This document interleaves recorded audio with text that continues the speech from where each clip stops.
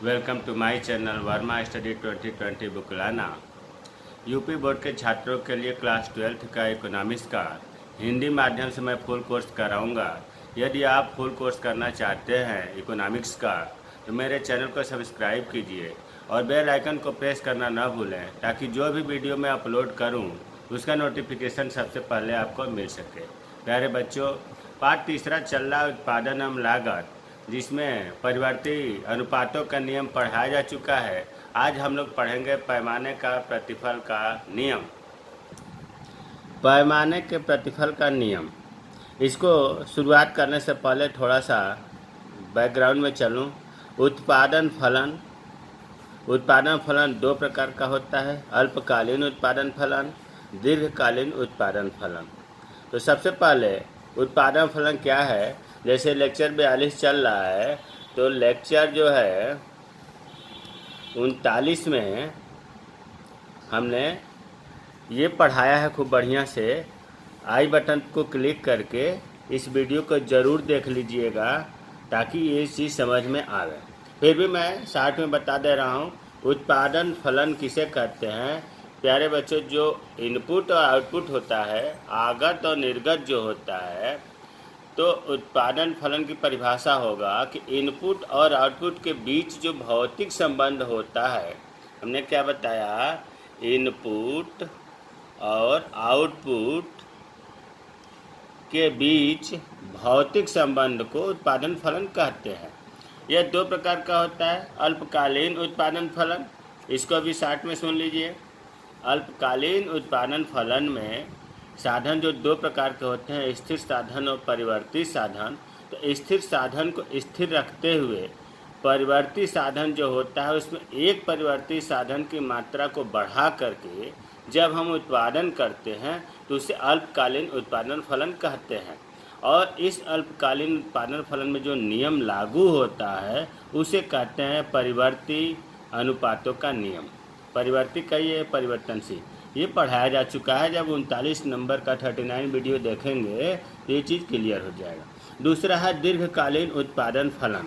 इसमें क्या बात बताया गया है, इसमें सभी साधनों का, स्थिर साधन हो या परिवर्ती साधन हो, दोनों का एक ही अनुपात में, मतलब समान अनुपात में बढ़ा करके जब उत्पादन करते हैं तो उसे कहते हैं दीर्घकालीन उत्पादन फलन। इस दीर्घकालीन उत्पादन फलन में जो नियम लागू होता है उसे कहते हैं पैमाने के प्रतिफल का नियम।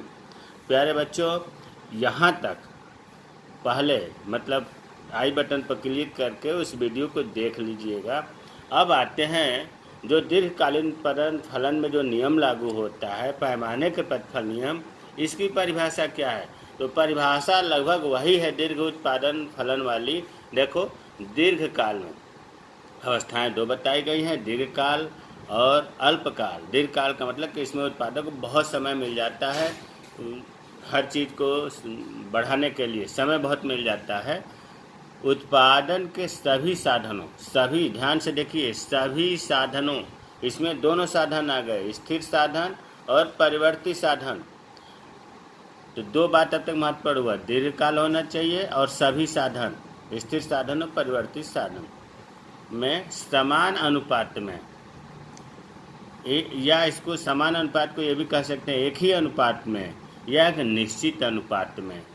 इन तीनों की अर्थ एक ही है, समान अनुपात कहिए या एक ही अनुपात कहिए या एक निश्चित अनुपात कहिए। वृद्धि करके जो कुल उत्पादन में जो वृद्धि होती है उन्हें पैमाने के प्रतिफल कहा जाता है। और इसमें जो नियम लागू होता है उसे पैमाने के प्रतिफल का नियम कहते हैं। जैसे एक उदाहरण से आप समझ लो यहीं पर कि एक स्थिर साधन ले लिया, जैसे मान लिया कि हमने ले लिया स्थिर साधन में पूंजी जिसको के, और एक ले लिया श्रम लेबर, ठीक है। अब इसमें दोनों साधनों के परिवर्तन किया जाएगा और दोनों साधनों का समान मात्रा में, अगर ये दो मतलब डबल हो रहा है तो इसे भी डबल करेंगे और ट्रिपल हो रहा है तो इसे भी ट्रिपल करेंगे। समान अनुपात में दोनों प्रकार के साधनों को, मतलब ऐसे भी कहें सभी साधनों को जब बढ़ा करके उत्पादन किया जाता है, इन दोनों को बढ़ाने के बाद जो उत्पादन मिलता है उसी को कहते हैं पैमाने के प्रतिफल का नियम। तो इसमें 3 बातें महत्वपूर्ण है। दीर्घकाल अवस्था होना चाहिए, मतलब समय की कोई कमी नहीं है, सभी साधनों का उपयोग होगा, स्थिर हो या परिवर्ती हो, और समान अनुपात में होगा। समान अनुपात भूल मत जाइएगा। पैमाने के प्रतिफल की 3 अवस्थाएं होती हैं। पैमाने के बढ़ते प्रतिफल, जिसको हम वर्धमान प्रतिफल भी कहते हैं, इंक्रीजिंग रिटर्न्स टू स्केल। दूसरा होता है पैमाने के स्थिर प्रतिफल, जिसको हम समान प्रतिफल भी कहते हैं। और तीसरा होता है पैमाने के घटते प्रतिफल, घटते को ह्रासमान प्रतिफल कहते हैं। इन तीनों को ही हमें विस्तृत से पढ़ना है।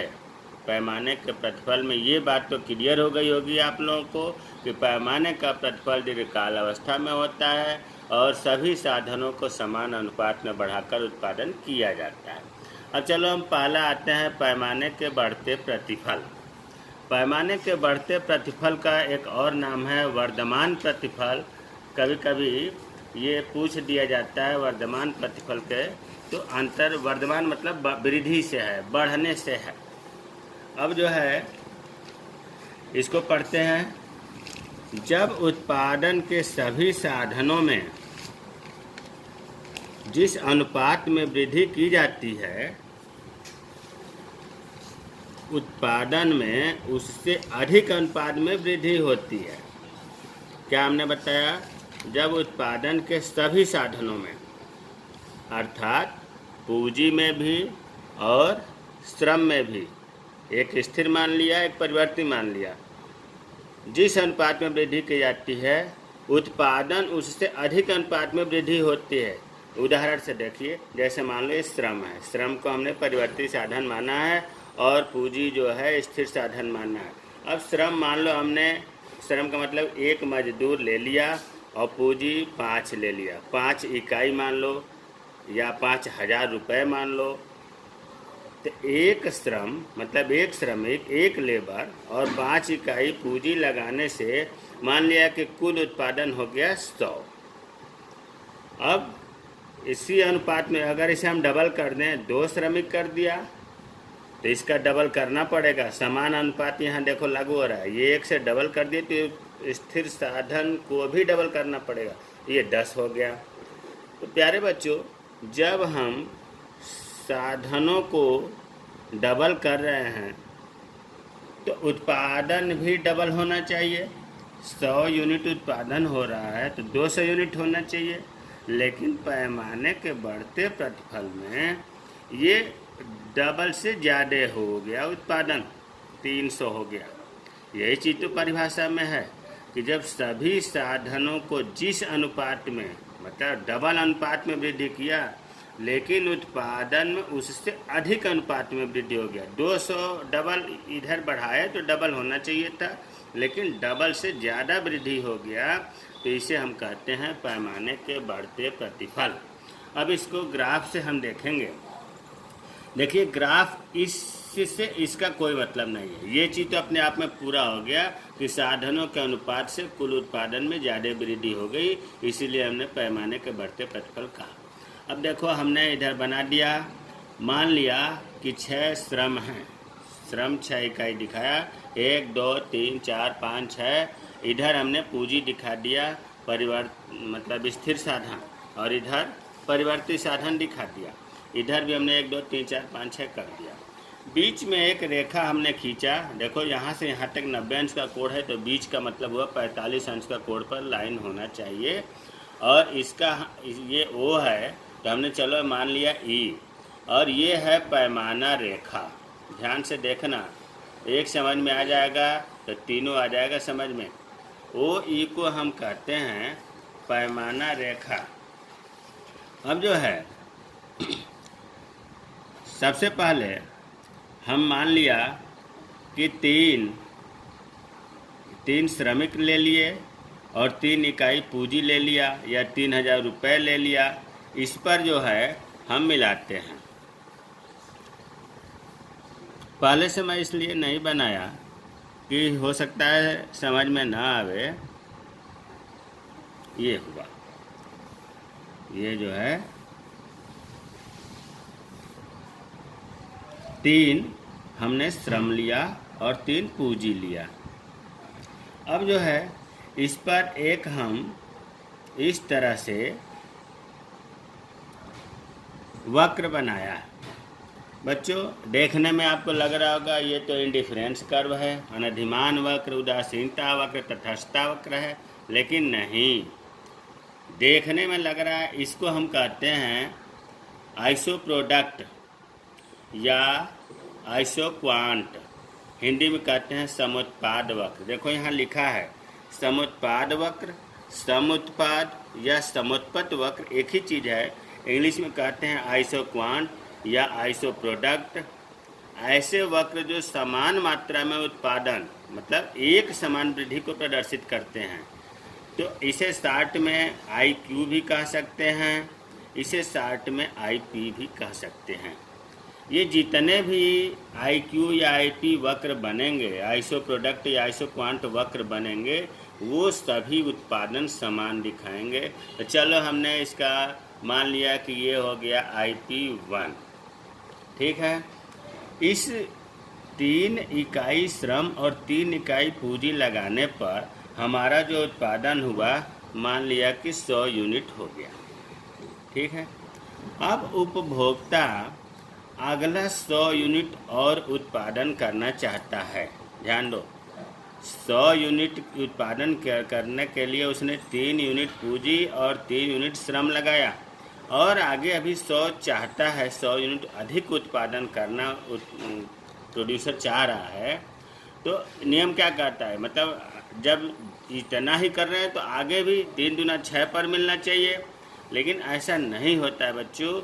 कम साधन पर ही 6 से डबल नहीं होगा, जबकि होना चाहिए था डबल, लेकिन ये बढ़ते प्रतिफल में ये 3 पहले था, 3 से 100 हुआ, फिर जो 100 उत्पादन करने के लिए चलो हमने मान लिया कि 5 जो है 5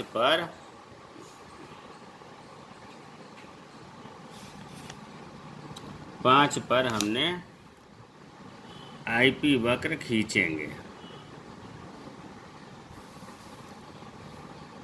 इस पॉइंट पर फिर हम दूसरा वक्र खींच दिए, ये हो गया आपका IP2। IQ2 भी कह सकते हैं, IP आइसो प्रोडक्ट, IQ का मतलब आइसो क्वांट। ये भी देखो, यहाँ से यहाँ तक 100 हुआ, तो यहाँ से यहाँ तक 200 हुआ, लेकिन अगर व्यक्तिगत रूप से निकाल कर देखें इसका, इस वक्र का कितना है, तो 100 ही है। सीमांत अगर देखें सीमांत निकाल करके तो ये 100 हुआ, तो यहाँ से यहाँ तक 200 हुआ।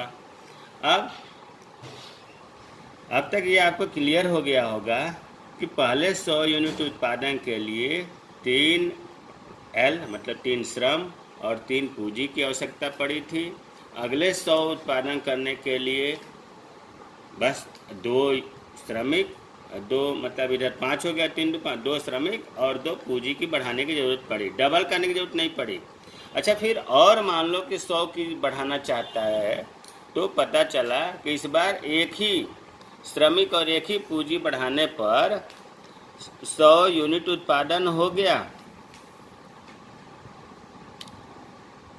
ये हो गया, इसको हमने जो है तीसरा बना दिया, इसको रख दिया 300, ये हो गया IP3।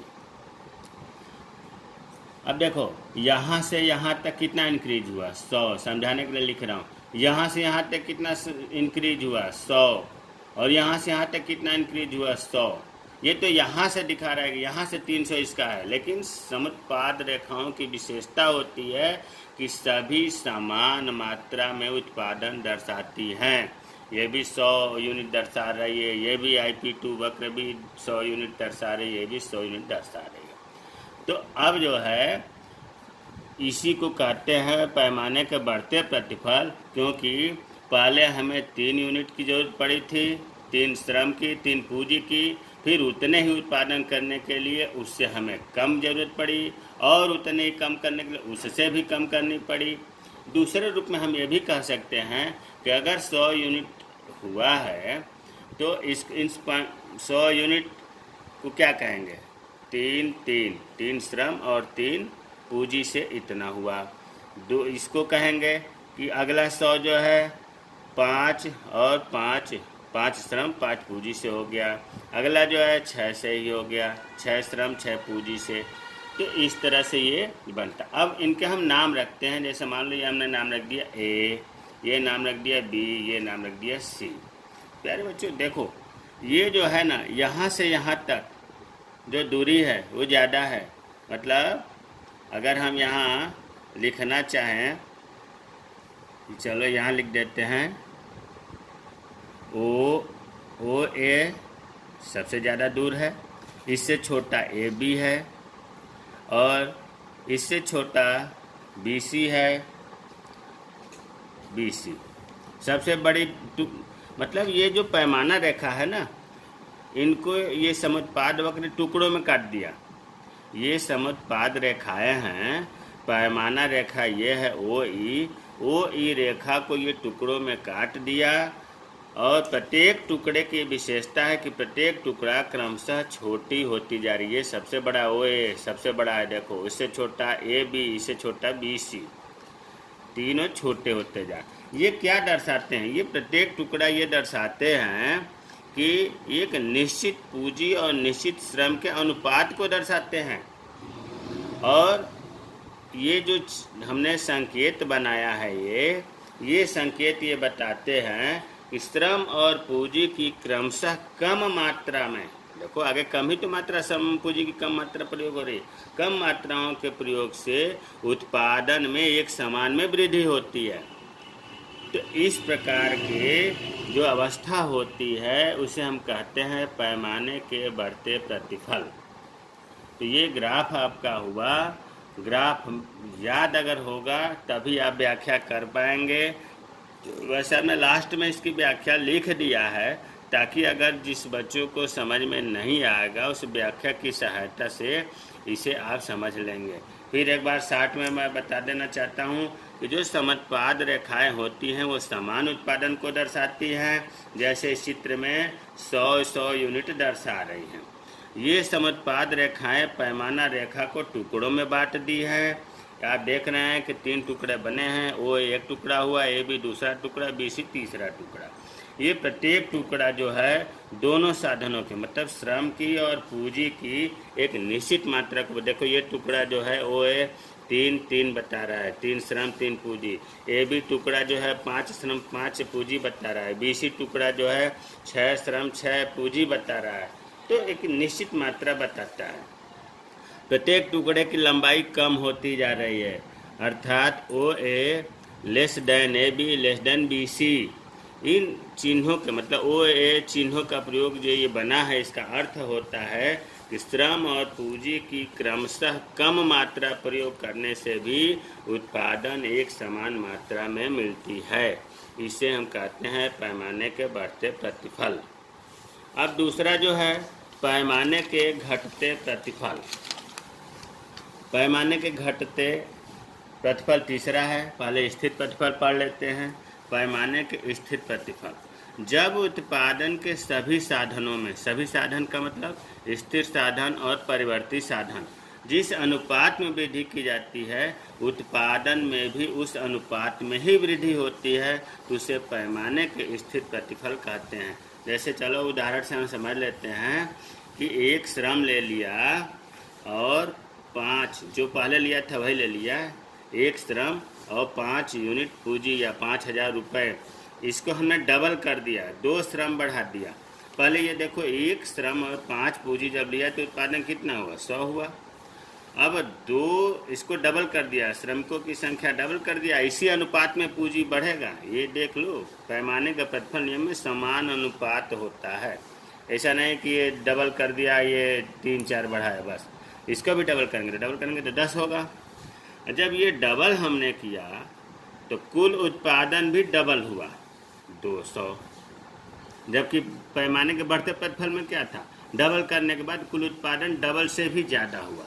इसमें क्या है स्थिर प्रतिफल में कि जब हम साधनों की मात्रा डबल कर रहे हैं तो ये डबल हो रहा है, ट्रिपल करेंगे तो ट्रिपल होगा, है ना। 10 गुना अगर श्रम और पूंजी का अनुपात बढ़ाते हैं तो उत्पादन भी 10 गुना बढ़ेगा।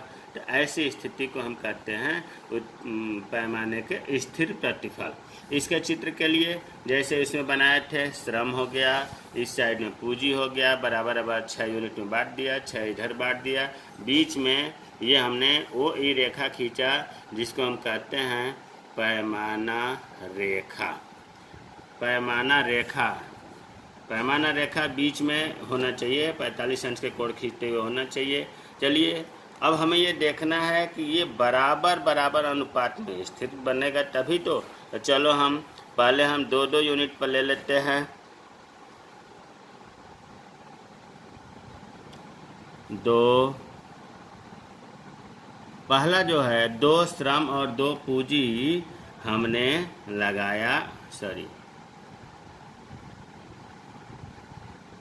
यहाँ पर होगा, मैनेज कर लेना। ये हो गया आपका IP1, आइसो प्रोडक्ट 1, मतलब समुत्पाद वक्र 1। ये उत्पादन चलिए हमने मान लिया कि 100, क्योंकि आपको पता है कि अगर 3 समुत्पाद रेखाएं बन रही तो तीनों 100 ही दर्शाएंगी उत्पादन, इसीलिए तो इन्हें आइसो क्वांटिटी आइसो प्रोडक्ट कहते हैं। अब जब 2 यूनिट श्रम या 2 श्रमिक और 2 यूनिट पूंजी से हमें 100 यूनिट उत्पादन मिला। अब उपभोक्ता और उत्पादन करता और यूनिट बढ़ाना चाहता है, 100 यूनिट और बढ़ाना चाहता है, तो 100 मतलब उत्पादन डबल करना चाहता है, तो श्रम और पूंजी भी डबल करना पड़ रहा है। जैसे मान लो 4 पर, तो 4 पर हमने किया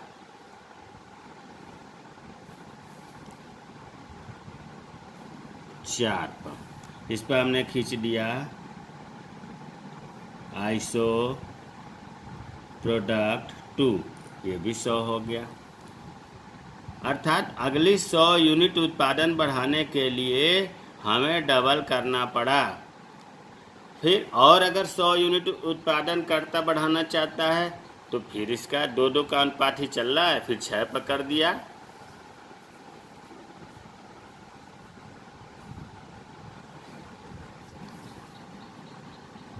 अगर चित्र समझ में आ गया तो बहुत आसान है, कभी नहीं भूलेगा, समझ में आ गया तो। ये हो गया आपका IP3, आइसो प्रोडक्ट 3, ये हो गया। देखो ये 100 हुआ तो यहाँ से यहाँ तक 200 हुआ तो 200 लिखेंगे, जबकि अपने मन में ये जानेंगे कि इसका उत्पादन 100 है, इसका उत्पादन 100 है, लेकिन हम तो यहाँ से लिख रहे हैं ना, यहाँ से यहाँ तक 100, यहाँ से यहाँ तक 200, यहाँ से यहाँ तक 300, जबकि इंक्रीज इसमें 100 हुआ है, 100 हुआ है, 100 हुआ है। तीनों समुत्पाद रेखाएं समान वक्र दर्शा रही हैं। इनका नाम रख दिया A, ये रख दिया B, C। इसमें क्या होगा देखो, OA की जो दूरी है वो AB के बराबर है, AB या BA एक ही चीज़ है। OA बराबर AB बराबर BC, ये इसमें बराबर होती है। अगर इसे हमें व्याख्या करना हो इस चित्र को तो कैसे करेंगे? देखो IP1, IP2, IP3 ये समुत्पाद रेखाएं हैं। जो OE जिसको हम पैमाना रेखा कहते हैं, इसको ये OA टुकड़ों में, AB टुकड़ों में और BC टुकड़ों में बांटती है। ये चीज़ क्लियर हो गया। समुत्पाद रेखाएं देखो बांट रही है, 3 भागों में कर दी, 1 टुकड़ा, 2 टुकड़ा, 3 टुकड़ा। प्रत्येक टुकड़ा श्रम और पूंजी की एक निश्चित इकाई को बताता है। ये बिंदु है या ये टुकड़ा जो है 2 श्रम 2 पूंजी, ये टुकड़ा भी 4 श्रम 4 पूंजी, ये टुकड़ा भी 6 श्रम 6 पूंजी बता रहा है। प्रत्येक टुकड़े की लंबाई बराबर है, अर्थात OA बराबर AB बराबर BC। इस बराबर का मतलब हुआ, अर्थ हुआ कि श्रम व पूंजी की क्रमशः जब बराबर मात्रा लगाते हैं तो उत्पादन की एक समान वृद्धि होती है। ऐसी स्थिति को कि उत्पादन एक समान हो और बराबर श्रम और पूंजी की मात्रा लगानी हो तो उसे हम कहते हैं पैमाने के स्थिर प्रतिफल। इसकी व्याख्या हमने आगे लिख दिया है ताकि आप इसे देख करके जो थोड़ा बहुत कन्फ्यूजन हो उसे आप दूर कर लेंगे। नहीं समझ में आएगा तो कमेंट बॉक्स में लिखिएगा, फिर मैं बताऊंगा।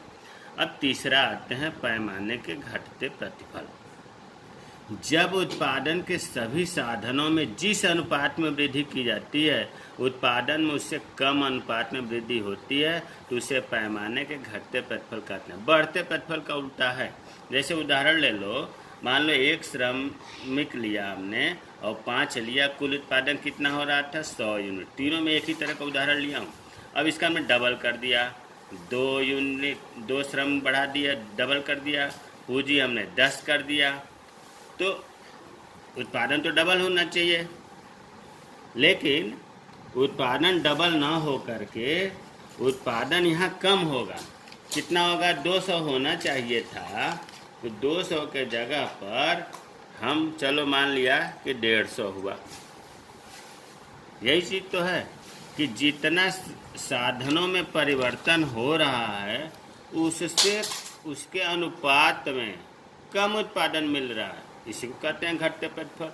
एक लाइन फिर दोहरा दूँ, अगर इनके अनुपात में साधनों का अनुपात से ज़्यादा हो गया कुल उत्पादन तो बढ़ते प्रतिफल, साधनों का अनुपात से बराबर हो गया कुल उत्पादन तो स्थिर प्रतिफल, साधनों का अनुपात से अगर कम हो गया अनुपात उत्पादन तो उसे कहते हैं घटते प्रतिफल।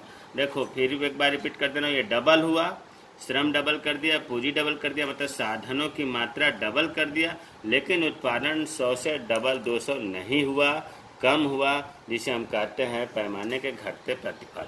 अब इसको ग्राफ से देखेंगे। उसी तरह से इधर यहाँ थोड़ा सा हमने 9 तक लिखा है, इधर 9 तक लिखा है, श्रम है, इधर पूंजी है, बीच में 45 अंश पर हमने कोण बना दिया जिसको हम कहते हैं पैमाना रेखा, यहाँ ई लिख दिया। अब इसको हम बनाएंगे ग्राफ। देखिए पहले 100 यूनिट के लिए मान लिया कि उत्पादक जो है दो श्रम लिया और 2 पूंजी लिया और इस पर जो है बना दिया समुत्पादक वक्र।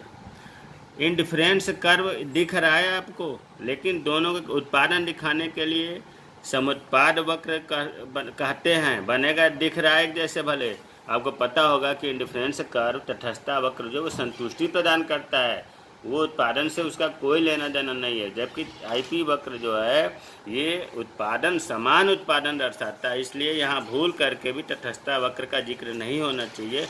ये हो गया मान लो IP1 और इसका उत्पादन जैसे सब में दिखा रहे हैं 100 हो गया।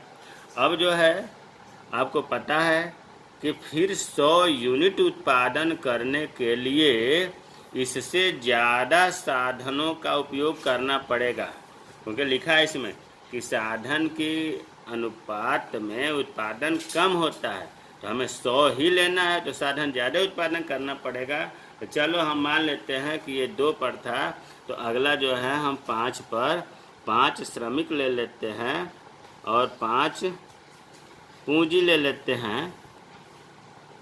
5 पूंजी हो गया, इस पर जो है हमने बना दिया, ये हो गया आपका IP2, ये हो गया आपका 200। 200 यहाँ से यहाँ तक है, जबकि इंक्रीज इसमें 100 का ही हुआ है, ये याद करने की बात है। इतने उत्पादन के लिए देखो यहाँ 2 श्रमिक 2 मजदूर 2 पूंजी लगा, इतने उत्पादन करने के लिए फिर हमें इसके अनुपात में 3 बढ़ाने पड़े, अर्थात 5 करने पड़े, जबकि डबल 4 ही होता। और अगर 100 यूनिट बढ़ाना हो उत्पादन तो पता चला कि हम कितना होना चाहिए। नियम तो ये कह रहा है कि 2 पाए तो 6 पे होना चाहिए, लेकिन नहीं, ये घटते प्रतिफल है। साधन ज़्यादा लग रहा है, उत्पादन कम हो रहा है। हमने मान लिया 9। यहाँ पर जो है हम वक्र दिखा दिए, तीसरा IP3, ये हो गया 300। इंक्रीज इसमें भी 100 ही है, उतना ही उत्पादन हो रहा है, लेकिन जो साधनों का ये है ये बढ़ गया, साधन ज़्यादा लगे। ये आपका इसका नाम रख दिया मान लो A, इसका नाम रख दिया B, इसका नाम रख दिया C। तो इससे क्या बना, देखो ये दूरी पहले वाले को उल्टा, ये दूरी सबसे कम, यहाँ लिख दे रहे हैं OA, सबसे कम हो गया। इससे बड़ा क्या होगा, AB होगा, ऐसे लिखा जाएगा, जिधर मुँह होता है बड़ा होता है। AB से बड़ा AC हो गया, इससे बड़ा AC हो गया। ये चीज़ हो गया इसका। अब इसकी व्याख्या करना हो तो कैसे कहेंगे, व्याख्या करने के लिए चित्र में समोत्पाद रेखाएं IP1 है, IP2 है, IP3 है। क्लियर हो गया। ये पैमाना रेखा को 3 टुकड़ों में बांटती है, OA, AB और BC। ये C है, ठीक है। प्रत्येक टुकड़ा ये जो दो साधन का है, ये श्रम का और पूंजी का एक निश्चित अनुपात बताता है। देखो ये टुकड़ा 2 और 2 का अनुपात बताया, ये टुकड़ा जो है 5 और 5 का बताया, ये टुकड़ा 9 और 9 का बताया, निश्चित अनुपात को बताता है। प्रत्येक टुकड़े की लंबाई बढ़ती जाती है। देखो सबसे छोटा, फिर बड़ा, फिर बड़ा। जब प्रत्येक टुकड़े की लंबाई बढ़ती जाती है तो इसको हम कह सकते हैं कि OA मतलब greater than AB greater than AC। इसका मतलब ये हुआ, इसको पढ़ने का अर्थ ये हुआ कि श्रम और पूंजी की क्रमशः अधिक मात्रा का श्रम और पूंजी की अधिक मात्रा का प्रयोग करना पड़ता है एक समान वृद्धि, एक समान उत्पादन करने के लिए। ऐसी स्थिति को कहते हैं पैमाने के घटते प्रतिफल। प्यारे बच्चों, ये तीनों प्रकार का जो चित्र है, उदाहरण, ग्राफ और परिभाषा, अगर आप ध्यान से पढ़ें इत्मीनान से तो बिल्कुल बहुत आसान है। और हमने जो व्याख्या भी आपको बताया है, जैसे पैमाने के बढ़ते प्रतिफल का ये व्याख्या कर दिया, पैमाने के स्थिर प्रतिफल को ये हमने कर दिया, फिर इसके बाद में तीसरा जो था पैमाने के घटते प्रतिफल, इसका ये हमने कर दिया। ये व्याख्या उनके लिए है जो उधर समझ ना पाए हों तो ये पढ़ लेंगे। इम्तिहान में व्याख्या लिखने की कोई ज़रूरत नहीं है, बहुत महत्वपूर्ण क्वेश्चन है। इसलिए अगर आपको कोई दिक्कत हो तो कमेंट बॉक्स में पूछ लें और मेहनत करें। जय हिंद, जय भारत, खुश रहिए, टाटा।